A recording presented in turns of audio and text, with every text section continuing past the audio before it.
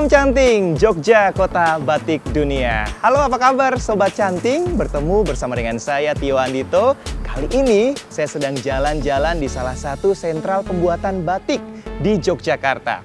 Tepatnya di Kabupaten Bantul, daerah Imogiri.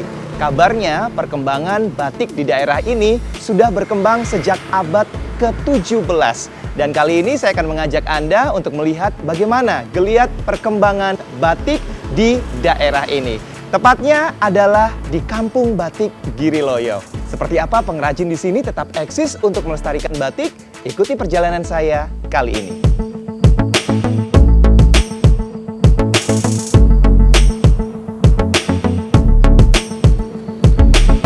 Sobat Canting semuanya, kali ini saya akan mengajak Anda untuk bisa ngobrol langsung dengan pengrajin yang ada di Kampung Batik Giriloyo, Imogiri, Bantul. Di samping sana sudah ada salah satu pengrajin yang mungkin kita bisa ambil waktunya untuk bisa tanya jawab sejenak. Halo Ibu. Ya. Apa kabar? Baik. Boleh saya minta waktunya sejenak untuk sekedar bertanya jawab? Silahkan. Oke, Mari. baik. Ini sedang ngapain Bu hari ini Bu? Membatik, Mas. Membatik ya? Iya. Wow, luar biasa. Saya boleh duduk di samping Ibu ya? Silahkan, mari. Luar biasa. Ya. Terima kasih sekali. Diganggu sejenak boleh ya Bu hari ini ya? Boleh, nggak apa-apa, Waduh, silahkan. udah dari tadi pagi Bu? Dari jam 9. Dari jam 9 ya sampai sore ya? Biasanya Luar sampai biasa. sore, ya. Setiap harinya memang kegiatan sebagai seorang pengrajin batik atau seperti apa? Iya. Dari kecil, saya dari umur 10 tahun sudah membatik. Dari umur 10 tahun? Betul. Wow, berarti itu tahun berapa Bu? Tahun 78. Tahun 78 sudah diajarkan membatik. Betul. Emang ini warisan dari keluarga atau seperti apa? Ini sudah turun-temurun. Jadi yang buyut batik, yang batik, ibu batik. Jadi kita sudah turun-temurun.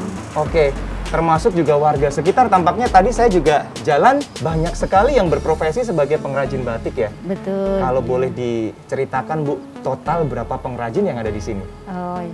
Pengrajin yang ada di sini yang masih aktif itu sekitar 650 kakak. 650 kakak. Iya, itu pun kalau satu kakak ada 2 orang, jadi tinggal sekitar 900-an. 900-an jumlah Iya, pengrajin yang ada iya. di... Hampir seluruh ibu rumah tangganya yang ada di Kampung Giriloyo ini semua Oke. membatik, Mas. Kebanyakan memang Sri Kandi yang menjadi Betul. pengrajin batik di sini ya, Iya. seperti Ibu ya? Iya, betul, Oke, semua perempuan. Bu, boleh nggak sih diceritakan, mungkin Ibu berkarya membatik dari tahun 70-an ya, Iya. tapi bagaimana prosesnya Kampung Batik Giriloyo ini bisa dinobatkan sebagai Kampung Batiknya Jogja nih? Oh ya, karena kalau batik klasik Jogja itu adanya di Kampung Batik Giriloyo ini, Mas. Karena dulu pembatik Giriloyo ini semua membatik khusus untuk keluarga keraton. Jadi motif-motif itu pun juga kita melestarikan yang motif dari keraton, motif tradisional, ada Sidomukti, Wahitumurun, itu semua dari keraton. Dari zaman dulu masih sampai sekarang masih Oke. dilestarikan. Jadi kain batik yang digunakan oleh keluarga besar keraton Iya. itu dahulu kala berasal dari Kampung Kampung. Batik Giriloyo Betul, hingga betul, ya. sekarang. Sampai sekarang. Waduh, luar biasa sekali ya. Berarti ini eksistensinya masih dijaga sampai sekarang ya? Betul ya, kita masih melestarikan. Pokoknya motif-motif klasik itu masih kita jaga, kita lestarikan. Ya meskipun kita tidak menutup kemungkinan untuk membuat motif-motif kontemporer, tapi kita tetap melestarikan yang motif tradisional. Oke, oke. Kalau sekarang Bu eranya, apakah kegiatan seperti itu masih bertahan? Masih, Mas. Masih? Iya. Jadi pengrajin yang di sini juga masih mensuplai kain batik untuk keluarga besar keraton Jogja? Sebagian. Dulu sebelum bisa mewarnai sendiri, maksudnya bisa menjual sendiri, itu semua setor ke sekitar keraton. Ya ada yang di dalam keraton, ada yang di sekitar keraton gitu. Tapi sekarang setelah bisa mewarnai ya ada sebagian yang masih setor ke sana, ada sebagian sudah bisa mewarnai sendiri dan mencoba menjual sampai kain jadi.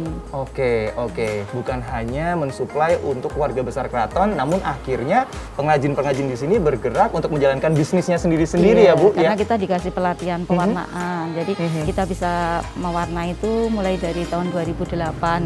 Itu kita mendapat pelatihan di pemerintah sama LSM, itu kita membuat pewarnaan alami. Ya, pewarnaan alami, terus kita bisa mewarnai dan kita mencoba menjual sendiri, punya showroom kecil-kecil. Oke, akhirnya memang bantuan dari pemerintah dan beberapa stakeholder membuat pengrajin di sini semakin berkembang ya Bu ya? Betul, iya. Oke, Bu, kalau misalnya boleh curhat nih ya, sepanjang tahun dari tahun 1970 ya? Iya, Tadi ya? 78. 78 sudah membatik mulai ya? membatik, iya. Luar biasa sekali. Suka dukanya seperti apa sih Bu? Iya, kita senang sekali karena kita sebagai pewaris batik tulis ya, maksudnya kita diberikan keahlian membatik itu saya bersyukur sekali karena memang saya besar dari keluarga batik. Jadi kita bisa membesarkan anak-anak sampai sekolah sampai kuliah itu juga dari batik. Dari batik sendiri ya. Saya memang khusus membatik aja keahliannya. Jadi dari kecil sampai sekarang sampai bisa punya usaha itu juga batik aja. Oke, yang bisa mempertahankan hidup seluruh warga masyarakat yang ada di Desa Giriloyo ini juga dari membatik ini sendiri ya. Rata-rata semua dari pembatik, ibu-ibunya itu bisa anaknya dari sarjana itu pun juga dari batik. Dari zaman dahulu sampai sekarang akhirnya sukses semuanya ya. Alhamdulillah. Luar biasa sekali. Bu, kalau diceritakan hari ini Ibu sedang membatik apa nih? Ini motif sidomukti Mas. Ya, ini memberikan isen-isen ini. Jadi isen-isen itu biasanya ada sungut, ada mawur, ada kembang pacar, itu isen-isen. Tapi kalau pakem motifnya ini sebenarnya motif klasiknya seperti ini. Jadi dari zaman dulu tidak ada perubahan. Tapi kalau untuk isen-isen di luarnya itu memang bisa kita bisa memberikan improve apa saja boleh. Oke, ya. Jadi memang yang terkenal dari Kampung Batik Giriloyo ini adalah batik klasiknya ya. Yang dari awal dulu pesanan dari keluarga besar keraton hingga sekarang masih dipertahankan ya. Termasuk motif batik sidomukti ini ya. Oke, baik. Bu, untuk menjadi sebuah kain batik yang akhirnya bisa digunakan itu kan prosesnya panjang ya. Iya, betul. Bisa diceritakan apa saja prosesnya sih Bu? Pertama kita bikin desain. Desain itu memang kalau klasik sudah ada malnya ya, sudah ada desain yang 30 cm segini. Ini kita ada tinggal pakemnya sendiri ya? Ada pakemnya, sudah ada. Jadi dari zaman dulu sudah ada. Kita tinggal naruh di bawahnya sini Mas. Di bawah kain nanti terus diterawang. Jadi langsung cantingnya ini kita mengikuti yang terawangan dari bawahnya itu. Jadi nggak usah dipensil.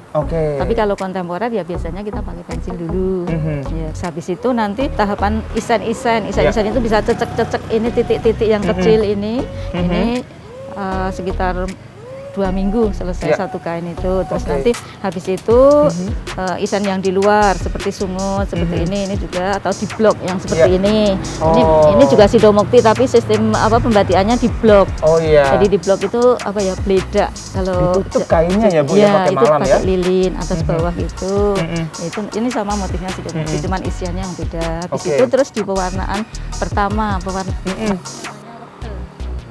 warna hitam atau biru dongker. Yang hitam-hitam ini? Ya, itu pertama diceluk warna itu. Habis itu yang mau dikehendaki warnanya coklat, itu kita kerok. Jadi pakai alat sederhana dari zaman dulu sampai sekarang kayaknya belum ada teknologi yang untuk membantu untuk memasukkan warnanya di sini ya. Karena kita mau masukkan warna di bagian ini, itu kita kerok pakai alat sederhana. Terus ini kalau yang ada yang pecah kita tutup lagi biar nanti warnanya tetap putih. Jadi biar bagus. Jadi nanti ini nggak boleh ada pewarna coklat yang masuk di daerah sini Mas. Nanti jadi warna khas Jogja kan putih, coklat, hitam. Itu yang membuat batik tuh memang ya lama buatnya dan karyanya memang benar-benar spektakuler ya Bu ya. Ibu kan ini membuat batik dari tahun 1970 hingga sekarang ya Bu. Perkembangan zaman kan ada di situ ya. Betul. Ada nggak sih inovasi-inovasi dalam proses pembuatan batik sendiri Bu? Iya ada. Biasanya kita juga kalau ada di bagian pewarnaan kita pernah memasukkan warna merah atau warna hijau kita pernah. Tapi kalau yang pakem warna khas Jogja yang mau dipakai acara sakral ya biasanya tetap warna putih, coklat, hitam, warna khas Yogyakarta. Terus sama isen-isen yang seperti ini atau di improv apa isinya itu boleh. Itu juga kita pengembangannya di situ. Kalau pakemnya tetap tidak dirubah. Tetap sama ya. Sama. Kalau pakem batik klasik tidak ada perubahan sama sekali. Biasanya tidak ada perubahan. Dari zaman dahulu tetap dipertahankan ya. Oke, baik. Kalau zaman kan semakin berubah sekarang ya Bu ya. Tren batik sendiri ada perubahannya sendiri nggak sih Bu? Kalau tren sendiri memang ya kalau yang seperti ini memang untuk kalangan yang usianya udah sekitar 40 ke atas gitu ya. Tapi kalau untuk yang mungkin anak muda mungkin kurang suka dengan motif-motif klasik ya mungkin di cuman bagian apa mungkin dipadu dengan apa gitu bisa juga. Oke. Jadi memang mengikuti perkembangan zaman juga dan juga bagaimana pasar menginginkan batik ini sebagai fashion untuk bisa digunakan sehari-hari di era sekarang ya Bu ya. Oke, batik luar biasa sekali. Bu, terakhir kali nih Bu ya, harapan apa sih yang Ibu inginkan sebagai pengrajin batik sendiri terhadap batik ini? Iya, batik kan selalu hidup dan menghidupi kami ya. Betul. Jadi ya harapan saya mudah-mudahan pandemi ini segera berlalu dan tamu-tamu bisa datang seperti dulu dan kita perekonomian kita menjadi sejahtera seperti yang dulu. Betul. Ya. Baik, luar biasa. Terima kasih sekali Ibu. Semoga mimpi, harapan dari Ibu semuanya bisa terwujud. Pandemi Amin. segera selesai dan seluruh wisatawan bisa kembali lagi ke Kampung Batik Giriloyo untuk bisa belajar batik. Siapa tahu nanti ada yang meneruskan pengrajin-pengrajin batik yang ada di sini untuk melestarikan batik kembali ya. Baik, terima kasih Ibu sudah diberikan waktu. Saya pamit undur diri dulu. Ya, sampai bertemu di lain kesempatan. Sehat selalu. Amin ya. Terima kasih, monggo Bu. Mari. Baik, Sobat Canting, itu tadi perjalanan saya di Kampung Batik Giriloyo, Imogiri, Bantul. Perkembangan batik yang ada di sini dari tahun 1970, pada zaman dahulu pengrajin batik yang ada di kampung ini membuat batik untuk bisa dipergunakan keluarga keraton. Namun sekarang masih dilestarikan, masih eksis hingga sekarang menjadi salah satu sentral pembuatan batik khas Yogyakarta. Terima kasih sudah menyaksikan tayangan ini. Terima kasih untuk terus melestarikan batik. Saya Tio Andito, pamit undur diri. Salam Canting Jogja, Kota Batik Dunia. Sampai jumpa.